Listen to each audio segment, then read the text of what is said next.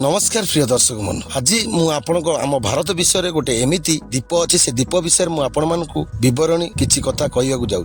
भारत में यही द्वीप में बास करती सबुठार भयंकर जनजाति। भारत में यही द्वीप में सबुठार खतरनाक जनजाति बास करती। जी भी से द्वीप को जाती बंचिक आ फेरती नहीं। जितेबाला कहीं भारत यही द्वीप नॉर्थ सेंटिलैंड आइलैंड को जावाक चेष्टा कर सेठारे थिबा जनजाति लोक मानू बंचवाक सुजोग दियंती नहीं। यही कारण सरकार लोक जावाक बारण कर आज भी सारा विश्व में एपरी अनेक जनजाति अच्छा जहाँ विषय में खूब कम लोक जानते। यहीपरि एक जनजाति उत्तर सेंटिलैंड द्वीप में बास कर जहाँ भारत अधीन में आसे जार अत्याधुनिक मानव सभ्यता सहित कौन संपर्क ना। यही जनजाति लोक मैंने एते आक्रमण और एते मारात्मक विपज्जनक जे सेमाने काहाकू निज पाखकू जीवाकू दियंती ना। एभली की परिस्थिति रे सरकार लोकंकु एठाकू जीवाकू बारण करिसंत। सरकार व्यतीत अनेक सचेतन व्यक्ति आदिवासी मुख्य स्रोतर सहित जोड़िबाकू चेष्टा करथिले एवं सेमाने निकट रे पहुंचीबाकू मध्य चेष्टा करथिले। से मध्य एही विपदपूर्ण द्वीपकू जाइथिले किंतु बंचिकी आउ फेरी ना। हुआ जाय जे जेल रु पळाइथिबा जणे कैदी फुल एही द्वीपकू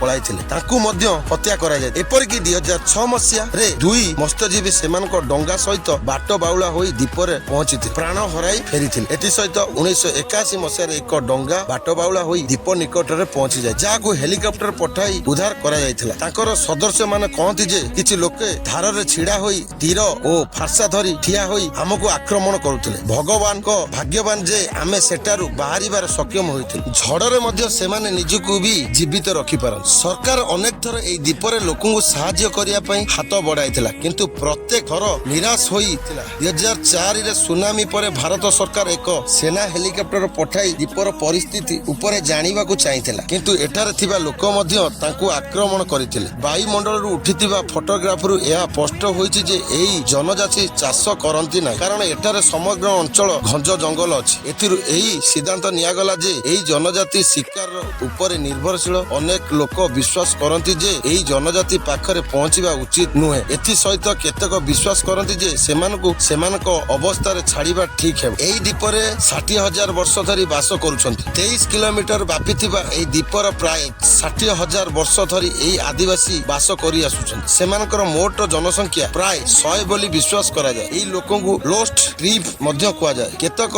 रिपोर्ट रे एहाकू विश्वर सबुठारु विच्छिन्न जनजाति बोली कुआ जाय। एही द्वीपर बंगोपसागर पोर्ट ब्लेयर ठारे 50 किलोमीटर दूर रे अवस्थित।